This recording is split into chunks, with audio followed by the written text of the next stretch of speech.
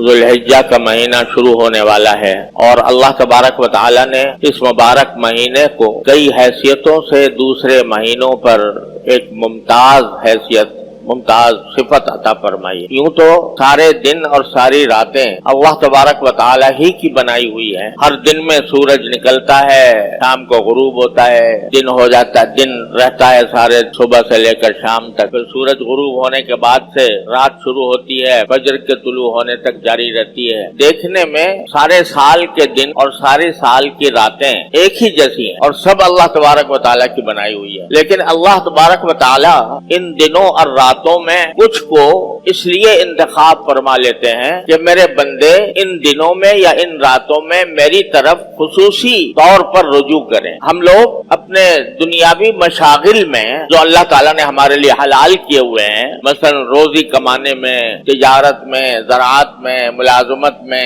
اپنے اوقات صرف کرتے رہتے ہیں، اللہ نے ان کی اجازت بھی دی ہے اور اگر نیک نیتی سے کریں تو انشاءاللہ وہ بذات خود ثواب کے کام ہیں، لیکن ان کاموں میں زیادہ سے زیادہ منہمک ہو کر اور زیادہ مشغول ہو کر بعض اوقات ہم اللہ جل جلالہ کی محبت، اللہ جل جلالہ کی طاعت، عبادت، براہ راست عبادت اس کو فراموش کرنے لگا۔ اللہ تعالیٰ کی یاد، اس کا ذکر، اس کی تمنا، اس کی محبت، ان جذبات میں ان مشغولیتوں کی وجہ سے کمی آنے لگتی۔ تو اللہ تبارک و تعالیٰ ہمیں اس غفلت سے نکالنے کے لیے اور اپنی طرف بلانے کے لیے، متوجہ کرنے کے لیے، اپنے سے رجوع کرانے کے لیے کچھ دنوں اور راتوں کو کہہ دیتے ہیں کہ یہ میری ہیں، یہ دن میرے ہیں، یہ راتیں میری ہیں، یہ مہینہ میرا ہے، یہ عشرہ میرا ہے، اپنی طرف منسوب فرما دیتے۔ اب رمضان کا مہینہ دیکھیے، مثلا وہی دن ہے، وہی راتیں ہیں، وہی سورج نکلتا ہے، وہی غروب ہوتا ہے، لیکن اللہ تبارک و تعالیٰ نے فرمایا یہ میرا مہینہ ہے، اپنی طرف اس کی نسبت فرما دی تو اس کی شان کہیں سے کہیں پہنچ، اس کی برکات کہیں سے کہیں پہنچ گئی۔ جیسے اللہ تبارک و تعالیٰ کعبہ شریف کو دیکھو،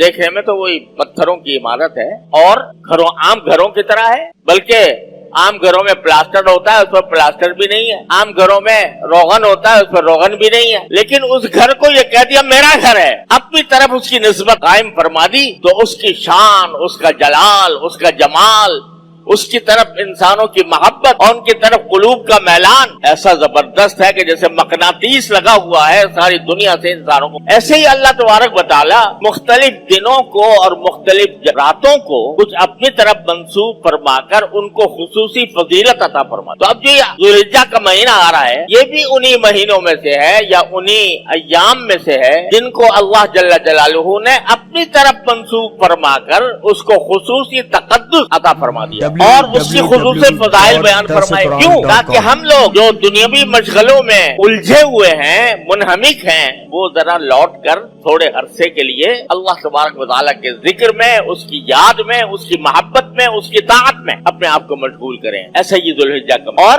اس مہینے کی ایک خصوصیت یہ ہے کہ اس میں کچھ اللہ تبارک و تعالیٰ نے ایسی عبادتیں مقرر فرمائی ہیں جو صرف انہی دنوں میں انجام دی جا سکتی ہیں، سارے سال نہیں دی جا سکتی۔ مثلا حج جو ہوگا وہ ذوالحجہ میں ہوگا، سارے سال نہیں ہوگا۔ عرفات کا میدان تو آج بھی موجود ہے، جبل رحمت بھی ہے، مینا بھی ہے، لیکن آج اگر کوئی جا کر مینا میں قیام فرمائے یا جا کر عرفات کے میدان میں جبل رحمت پہ کھڑا ہو جائے، کوئی عبادت کی حیثیت سے اس کا کوئی مقام نہیں، جیسے اور میدان ہے ایسے عرفات کا میدان۔ لیکن جب 9 ذوالحجہ آ گئی تو اب اس کا وہاں پر جا کر وقوف کرنا، وہاں پر جا کر ذکر کرنا، وہاں پر جا کر اللہ تبارک و تعالیٰ سے دعائیں کرنا، اس کا مقام کہیں سے کہیں پہنچ گیا کہ جو میرے بیت اللہ کا حج کرے اور اس میں کوئی فحش کام نہ کرے تو واپس ایسے آئے گا جیسے آج ماں کے پیٹ سے پیدا ہوا۔ تو یہ حج ایسی عبادت ہے جو صرف اسی مہینے کے اندر ہو سکتی ہے، سارے مہینوں میں نہیں ہو، کہیں نہیں ہو۔ اسی طرح قربانی کی جو عبادت ہے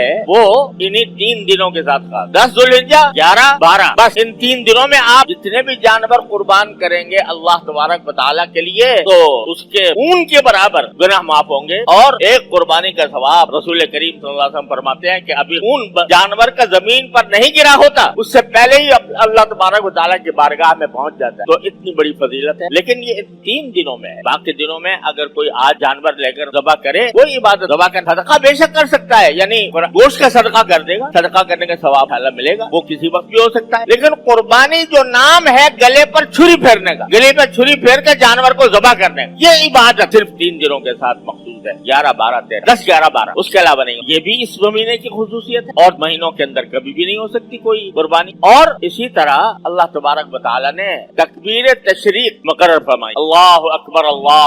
لا الہ الا اللہ واللہ اکبر وللہ الحمد. یہ تکبیر تشریق 9 ذوالحجہ سے فجر سے شروع ہوتی اور 13 تاریخ کی عصر تک جاری رہتی. ہر نماز کے بعد بلند آواز یہ تکبیر کہنا واجب ہے. اللہ اکبر لا الہ الا اللہ